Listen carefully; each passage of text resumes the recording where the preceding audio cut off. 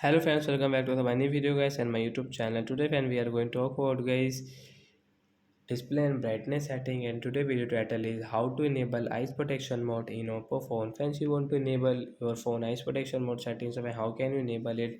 Today I will show you in this video guys. So before starting video, friends, first of all go and subscribe the channel guys, click the bell icon and like the video. So friends, now let's see guys how can we enable eyes protection mode setting in Oppo phone and how to use. First of all, open your phone setting and guys scroll it. So once click on display and brightness setting guys, and guys again scroll friends, you can see your eye comfort setting means eyes protection setting guys. So we will enable from here. After enable guys, you can use your skin color temperature guys you want to change, so you can change from here. Guys, you can use schedule time. Friends, you want to schedule your eyes protection mode guys, you can schedule from here.